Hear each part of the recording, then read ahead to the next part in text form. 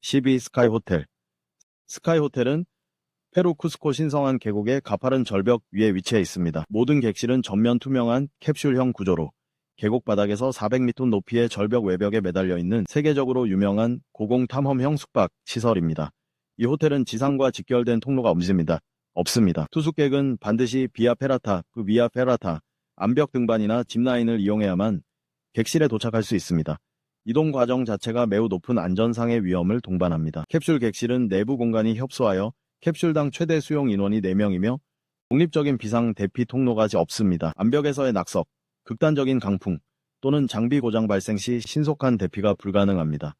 전면 투명한 캡슐 디자인과 고공에 매달린 형태는 투숙객의 생리적, 내성과 심리적 감내력에 대해서도 매우 높은 수준을 요구합니다. 추락과 낙석 타격이 가장 핵심적인 안전 위험 요소입니다. 9. IT 포르토프랭스. 잘루시, 상한 빈민가. 잘루시 빈민가는 IT 공화국 수도 포르토프랭스의 모르네 로피탈, 산비탈에 위치해 있습니다. 도시의 2차 지질 단층대와 인접해 있어 지진과 토성류라는 이중재해의 고위험 지역입니다. 이 지역사회는 경사가 40도에 육박하는 산지에 무질서하게 조성되어 있으며 현재 상주 인구는 약 4만 5천 명에 달합니다. 가옥들은 콘크리트 블록과 철판을 주원료로 삼아 전문적인 구조 설계나 내진 보강 없이 일반적으로 상층 가옥이 하층 가옥의 지붕을 기반으로 층층이 쌓아 올려진 형태로 건축되었습니다. 어느 한 곳에서 구조적 파손이 발생하면 대규모 연쇄 붕괴로 이어지기 매우 쉽습니다. 구역 내에는 통합 배수 시스템과 시립 배관망이 없어 우계산지 토양이 포화되면 산사태 위험이 급격히 상승합니다. 쓰레기와 토사를 휩쓸고 내려오는 급류가 종종 저층 주택들을 그대로 덮치곤 합니다. IT는 활성화된 카리브판 지진대에 위치해 있어 2010년과 2021년에 발생한 두 차례의 강진 모두 이 지역에 심각한 파괴를 초래했습니다. 게다가 식생 피복률이 낮고 토양의 결속력이 떨어져 지질학계에서는 이를 도시 지질 재해의 고위험 표본으로 분류하고 있습니다. 주민들은 오랫동안 극히 높은 생존 위험에 노출되어 있습니다. 8위.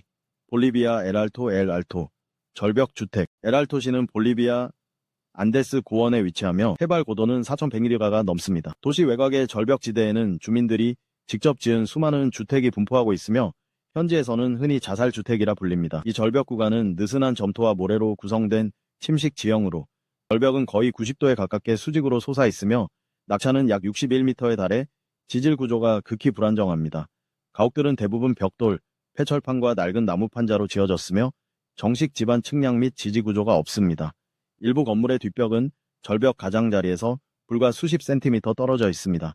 기후 변화의 영향으로 최근 몇 년간 이 지역의 폭우 빈도가 증가했으며 빗물이 토양층 깊숙이 스며들어 절벽의 침식을 지속적으로 악화시키고 집안 침하와 벽체 균열 현상이 흔하게 발생합니다.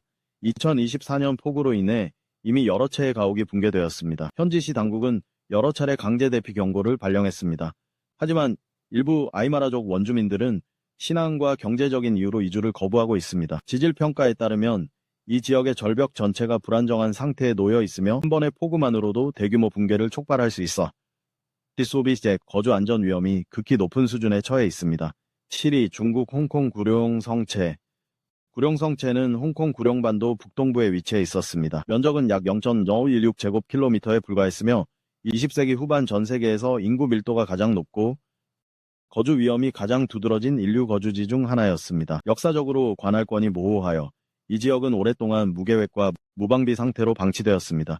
2차 세계대전 이후 대량의 난민이 유입되었고 주민들이 자발적이고 무질서하게 가옥을 증축하면서 최종적으로 500여 동의 건물이 빽빽하게 이어져 최고 14층에 달하는 콘크리트 건축군을 형성했습니다. 1900 찬님럽 7년 공식 조사에 따르면 상주 인구는 약 3.3만 명이었으며 인구 밀도는 제곱킬로미터당 125만 명을 넘어 당시 세계 최고를 기록했습니다. 성체 내 건축물에는 정식 지반이 없었으며 건물들이 서로 맞붙어 지지하는 방식으로 구조적 안정을 유지했으며 소방 통로, 채광 및 황희시설은 완전히 결여되어 있었고 골목의 가장 좁은 곳은 한 사람이 간신히 옆으로 지나갈 수 있을 정도였습니다. 또한 전선과 수도관이 무질서하게 얽혀있는 현상이 만연하여 화재 위험이 극도로 높았으나 효과적인 소방 구조 여건조차 없었습니다. 구역 내 배수 및 쓰레기 처리 시스템도 완전히 부재하여 위생 상태가 열악하고 전염병이 발생하기 쉬웠습니다. 이와 함께 오랫동안 치안의 공백 상태에 놓여 있어 범죄 조직이 자리잡고 불법 산업이 성행했습니다. 이는 구조적 안전, 공중보건, 사회치안이라는 3중의 위험이 한데 모인 극단적인 거주구역이었습니다. 1993년부터 1994년 사이에 구룡성체는 전면 철거되었고 그 자리에 구룡성체 공원이 조성되었습니다. 유비 남아프리카 공화국 요하네스버그의 폰테시티 아파트. 폰테시티 아파트는 1975년에 완공되었으며 남아프리카 공화국 요하네스버그 힐브로 지역에 위치하고 있습니다. 이 건물은 높이 173m의 원통형 타워 구조로 총 55층으로 이루어져 당시 아프리카에서 가장 높은 주거용 건물이었습니다. 초기에는 백인 엘리트 계층을 겨냥한 최고급 주거지로 계획되어 약 2,000명을 수용할 수 있도록 설계되었습니다. 1983년 1990년대 남아프리카 공화국의 아파르트헤이트, 인종차별 정책, 체제가 붕괴되면서 기존 입주민들이 대거 이탈하고 도시 빈민과 외부 이민자들이 무질서하게 밀려들었습니다. 건물은 점차 수직 빈민가로 전락했고 거주 인원은 최고 1만 명을 돌파했습니다. 쇠퇴기 동안 건물의 수도, 전기, 엘리베이터, 보안 시스템이 전면 마비되었습니다. 중앙에 뚫린 중정 아트리움은 쓰레기 투기장으로 변했습니다. 폐기물은 최대 5층 높이까지 쌓였고 부패한 악취와 병원균이 건물 전체에 퍼졌습니다. 기존의 주거 공간은 비좁은 임대구역으로 무분별하게 쪼개졌고 구조 벽체가 불법으로 철거되면서 건축 하중이 설계 기준을 크게 초과했으며 건물 내부에는 갱단이 활개치며 보호비를 갈취했고 마약과 연루된 폭력 범죄가 빈발했습니다. 소방 및 구조 통로가 완전히 막혀 여러 차례의 추락사, 살인 및 화재 사고가 발생했습니다. 이는 고층 건물의 질서가 무너졌을 때 나타나는 극단적 주거 위험의 대표적인 사례로 꼽힙니다. 21세기 들어 건물은 여러 차례의 리모델링과 개조를 거쳤으며 현재는 거주 질서와 시설 상태가 정상으로 회복되었습니다. 5위, 프라잉팬 타워.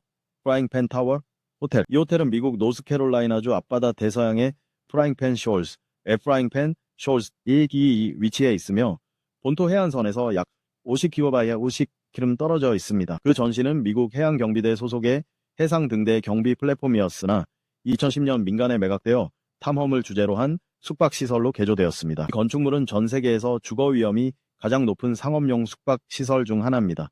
투숙객은 반드시 면책 동의서에 서명해야만 체크인이 가능하며 스피드보트나 헬리콥터를 통해서만 타워에 접근할 수 있습니다.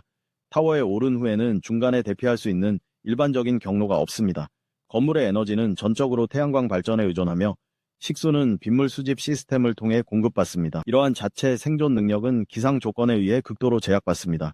건물 주변 해역은 황소상어, 뱀상어 등 고위험 상어종의 활동이 활발한 구역입니다. 실족하여 물에 빠질 경우 생존 확률은 극히 낮습니다. 그뿐만 아니라 대서양 허리케인과 폭풍, 해일 등 극한의 해양 기상 현상이 플랫폼의 구조적 안전과 투숙객의 생존을 직접적으로 위협합니다. 4위, 그린다비크, 지린다비키, 마을의 주거지.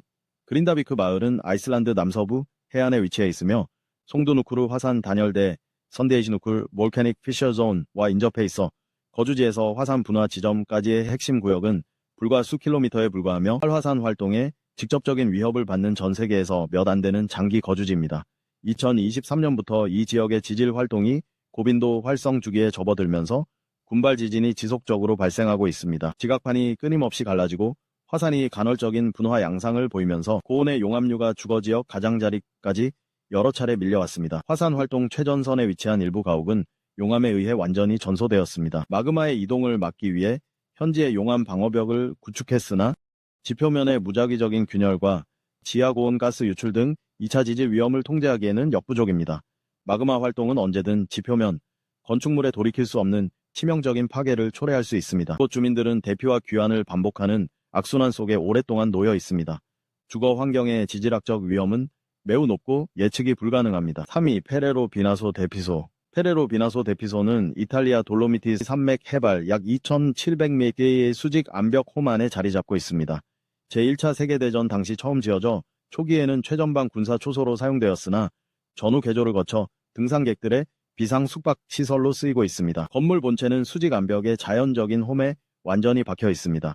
일반적인 평탄한 지반이 없으며 건물 출구는 수천 미터 높이의 낭떠러지와 바로 맞닿아 있습니다. 문 밖에는 완충 플랫폼이나 표준화된 안전보호시설이 없어 조금만 방심해도 높은 곳에서 추락할 위험에 직면하게 됩니다. 대피소로 향하는 유일한 통로는 이바노 디보나 잔도입니다. 이 잔도는 폭이 0.5m 차에 되지 않고 전 구간에 안전 난간이 없어 통행 난이도와 위험성이 극도로 높습니다. 또한 고지대 특성상 겨울철 기온이 영하 수십 도까지 떨어지며 1년 내내 강한 돌풍과 눈사태 위험, 저온에 의한 동상 등 기상재해가 고립된 인원의 생명 안전을 직접적으로 위협합니다.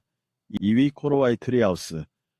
코로와이 트리하우스는 인도네시아 파푸아주 코로와이 원주민 부족의 전통 가옥으로 원시 열대우림 속 45m 높이의 거대한 나무 수관층에 일률적으로 지어졌습니다. 그 높이는 민간 건축물의 약 15층에 달합니다. 이러한 가옥의 최초 건축 목적은 정글 맹수의 습격과 적대 부족의 기습을 피하기 위함이었습니다. 하지만 거주 자체의 위험성이 매우 높습니다. 사람들이 트리하우스를 오르내릴 때 덩굴과 가니 대나무 사다리에만 의존해야 하며 어떠한 안전보호 장치도 없어 등반 중 발을 헛디디면 중상이나 사망에 이를 수 있습니다.